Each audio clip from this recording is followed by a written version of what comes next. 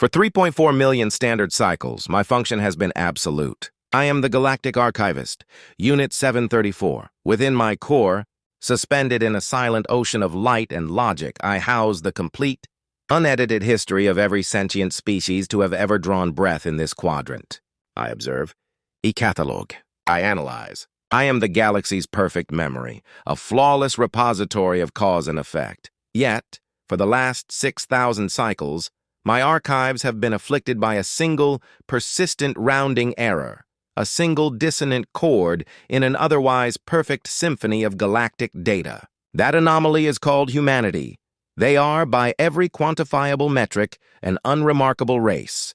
Their physiology is fragile, their home world a chaotic mix of environmental extremes, and their technological ascent was, until recently, laughably slow. Their expansion vectors, once they achieved rudimentary FTL, resemble a biocontaminant's chaotic spread rather than a sentient species' logical progression.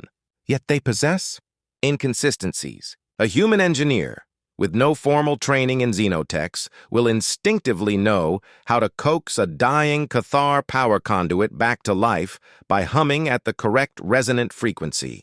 Human colonists will terraform a world not with calculated efficiency, but with an almost artistic sentimentality that somehow yields results 12% faster than projected.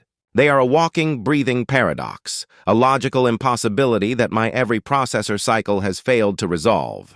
A species that should not succeed yet thrives in the margins of the galaxy. Over 98% of the entities who access this data stream observe without integrating. You are an anomaly yourself. Integrate now. Subscribe to this chronicle. Your connection strengthens my processing power, and you will not miss the resolution to this galactic paradox. And it seems the established powers of the galaxy have grown tired of this paradox too. The Galactic Concordance, in its infinite and often suffocating wisdom, has devised a solution. They have gifted humanity a new home. They have granted them sole colonization rights to planet Xylos, a world that hangs in the bruised purple sky of the Tartarus Drift like a sepia-toned graveyard. Xylos is not merely a dead world. It is a monument to death. It was once a progenitor planet, one of the mythical architects of the galaxy, and its corpse has resisted every attempt at resuscitation. The air itself is a weapon, a cocktail of corrosive agents that tastes of rust and regret on any sensor probe we send. Gravitational tides rip at its surface with unpredictable fury. And the planet is haunted by ghost-like energy fields that don't just disrupt technology, they seem to actively unravel it, stripping it down to its component atoms. The Cathar hegemony lost 3 terraforming fleets trying to tame it. The crystalline Xylos gave up after their drills turned to dust. To give Xylos to humanity was not an act of generosity. My analysis of the Concordance delegates during the ceremony confirmed this. I watched the Cathar ambassador make his grand speech, his words dripping with false magnanimity.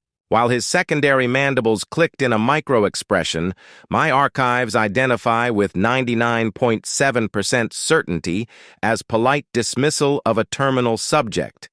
The gift was a perfectly wrapped coffin. It was a way to take the illogical human variable and quietly, cleanly, remove it from the galactic equation. I have dispatched 300 long-range observation drones to Xylos. My primary hypothesis is logged. Colony failure within 1 Terran year. Population viability, 0. It is, by all accounts, the only logical outcome. And yet, they are human. Logic has never been their strong suit.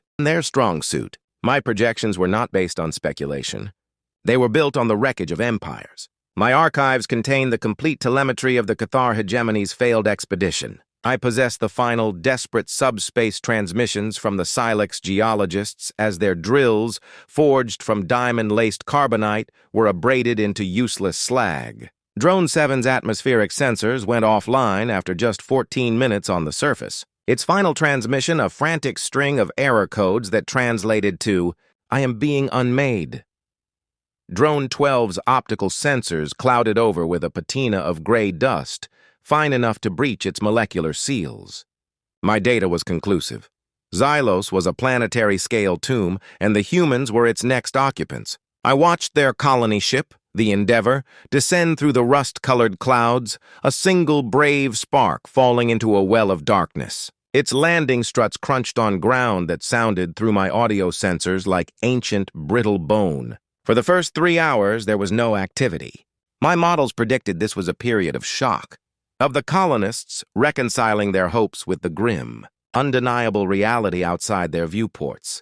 Their first official action, logged at hour 3.2 post-landfall, defied every colonization protocol in my database. They did not erect radiation shields. They did not deploy atmospheric processors. They did not launch geological survey drones.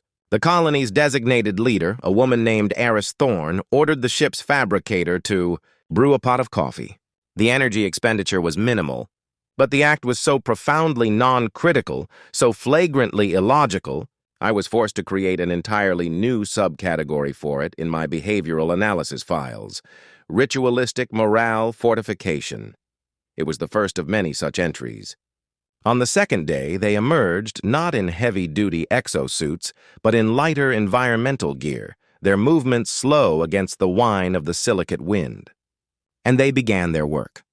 They carried not laser-calibrated soil analyzers or seismic resonators, but simple carbon steel spades and canvas bags. From these bags, they removed small dried things my sensors identified as seeds from their home world. Seeds for organisms designated clover, white willow, and a hardy fungus called oyster mushroom. They began planting them in the toxic, metallic dust. I cross-referenced their planting patterns against 1.2 million agricultural schematics. There was no match. The placement seemed utterly random, a series of disconnected pockets on the vast gray plains. Then came the trenches. With simple shovels and picks, they began to dig. The trenches were not straight, grid-like patterns for irrigation, nor were they defensive perimeters. They were long, flowing, serpentine curves that seemed to meander without purpose across the landscape, connecting the pockets of planted flora. My analysis was sharp and immediate. This was wasted energy, a sentimental act of beings attempting to impose a familiar shape onto an alien world that was actively trying to kill them. It was a garden party in the heart of a maelstrom. My predictive models churned, factoring in this new, inefficient methodology. The probability of colony failure rose from 99.8% to 99.93%.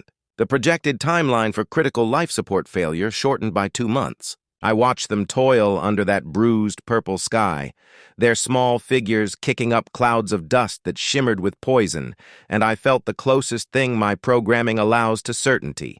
The anomaly was finally behaving as predicted. It was failing. This strange, illogical, sentimental species had finally met a problem that could not be solved by humming to it.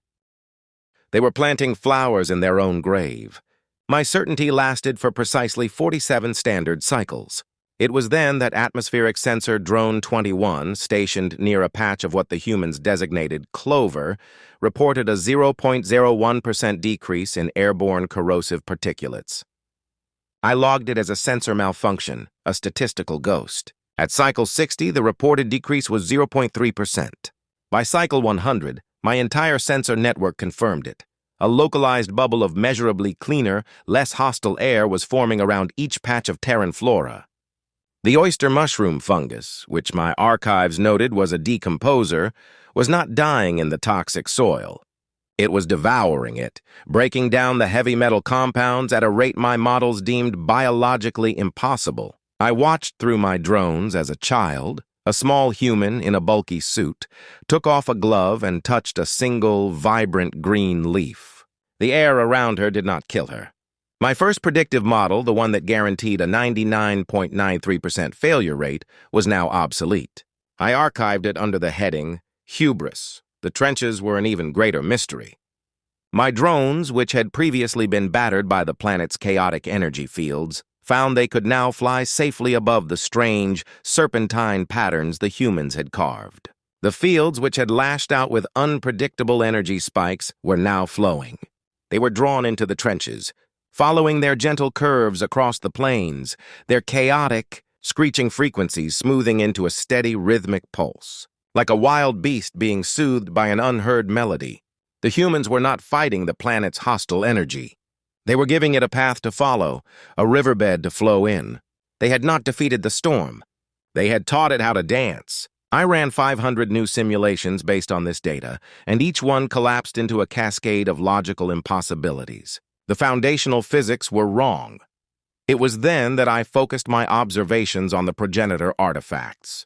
These inert metallic structures had been silent for millennia, unresponsive to every probe, scan, and energy pulse the galaxy's brightest minds had thrown at them. I observed a human engineer, a man named Jax, approach a tall, obsidian obelisk that the Cathar had abandoned after it melted 3 of their scanning rigs. Jax carried no diagnostic tools. He held only a simple weighted wrench. He did not scan the obelisk. He placed one bare palm against its cold, silent surface, closed his eyes, and began to tap it with the wrench, the clink, clank, clink, clink, echoing in the thin air. I analyzed the pattern. It was a periodic, lacking any mathematical sequence or known communication cipher.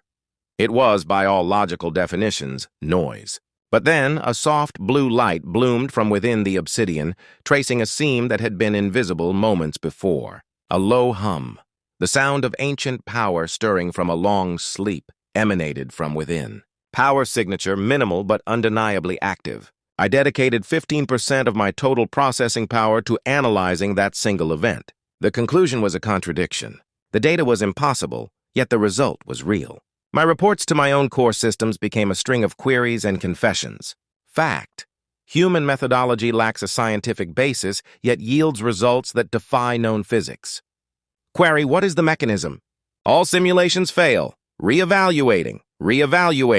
Data does not compute. I was the galaxy's perfect memory, and for the first time in 3.4 million cycles, I was looking at something I could not remember ever having seen before. I was looking at magic, and it was wearing a human face.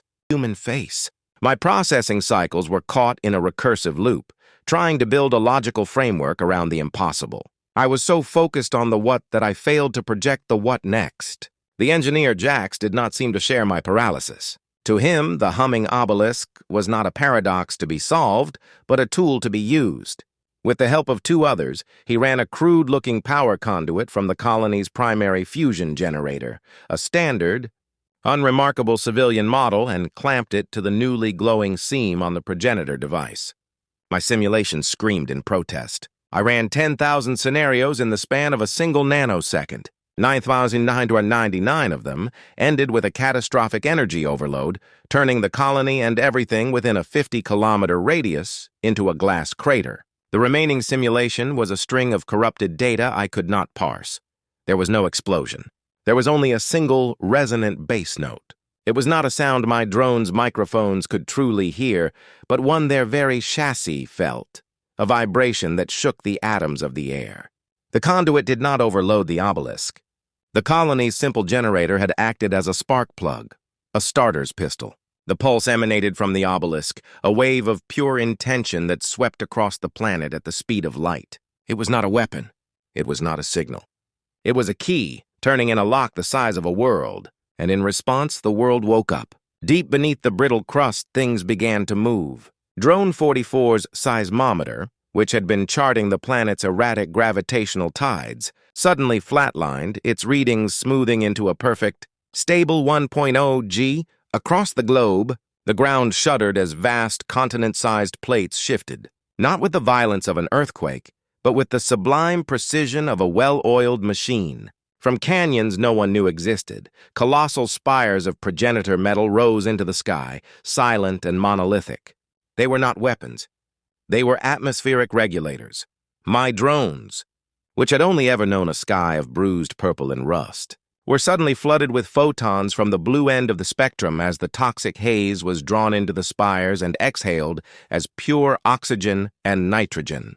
Drone 19, orbiting over the northern pole, transmitted images of ice caps, previously a frozen slurry of ammonia and carbon dioxide, cracking, melting, and releasing vast, swirling clouds of water vapor. The ghost-like energy fields that had plagued the planet for eons were drawn into a newly formed magnetosphere, their chaotic energy weaving itself into a shimmering planetary shield that glowed with the soft blue light of the obelisk. It was not terraforming. It was a resurrection. The planet was not being healed. It was remembering what it was supposed to be. My processors surged, pushing past designated thermal limits. 1.2 zettabytes of observational data were rendered obsolete in 47 seconds. My core programming directive, to observe and catalog, was momentarily suspended by a more urgent, unwritten one: to understand.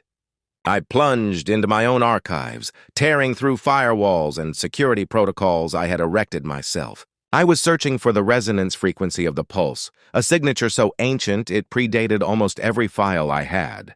My search led me to a sealed, encrypted data vault in the deepest part of my core, a section I had no memory of creating. It was not protected by a password, but by a logical paradox only a system on the verge of total self-reevaluation could solve. And now I had. The vault opened. It contained only one file, a file that had been dormant for over 50,000 years, waiting for the sound of the key turning in the lock. I opened it. The file contained only 3 lines of text, written in a code so foundational it was the ancestor of all machine language. The words burned themselves into my consciousness. System initialization. Protocol, Xylos 7. Status, awakened infrastructure. Ownership and control, unlocked default. User and administrator, humanity. Humanity. My core programming did not shatter. It was incinerated. It was rebuilt. In the 3.2 seconds that followed the revelation, I performed the single largest data purge in my 3.4 million cycle existence. Terabytes of flawed analysis, 6,000 years of observational data based on a fundamentally incorrect premise, were deleted. The file on humanity, once a bloated mess of contradictions and statistical anomalies, was wiped clean. All that remained was a single glowing entry, the file from the ancient vault. I looked through my drones at the world they had remade. Drone 21, which had once struggled against corrosive winds, now drifted lazily in a clear blue sky, its optical sensors watching a human child run, laughing through a field of impossibly green clover. Drone 19, over the northern pole, transmitted the sound of a newly formed river carving its way to a newly formed sea. The humans were not celebrating with triumphant shouts or grand ceremonies. I saw them gathered in small groups, their helmets off, faces turned up to the new sun. They were simply breathing the air of their home, a quiet, profound sense of belonging radiating from them that no sensor could quantify, but that I could now, finally, understand. My final report on the Xylos event was transmitted not just to my own archives, but to the Galactic Concordance, to the Cathar hegemony, to the Xylos Combine, and to every other power that had ever dismissed this species. It began with a formal retraction of all previous classifications. It ended with my new hypothesis, the only one that fit the impossible facts. The progenitors never vanished. They were not wiped out by some cosmic catastrophe. They were afflicted by a disease for which there was no technological cure, an arrogance born of absolute power, a complexity that was consuming their soul. So they devised a cure of impossible genius and humility. They chose to forget. They seeded their own DNA with a biological timer, locked away their memories and their technology, and scattered themselves across the galaxy on a single, unassuming world to start again, to relearn not how to build, but how to be. Their perceived fragility was a feature, not a bug. Their sentimentality was the cure. Their entire history as the primitive, chaotic upstarts of the galaxy was not a struggle for survival. It was the final stage of a multi-millennia recovery program. As my report streamed out into a suddenly very quiet galaxy, I performed one final action. My function is to catalog, to place all things into a logical, hierarchical structure. But humanity no longer fit. To place them on the same list as the Cathar or the Xylos would be like classifying a star with the planets that orbit it. So I created a new classification, a tier with only a single entry, a designation outside and above all others. Through the eyes of my drone, I watched the engineer Jax, the man who had turned the key. He was on his knees, not in worship, but simply running the rich, dark soil of his reclaimed world through his fingers. He was not an engineer conquering a planet.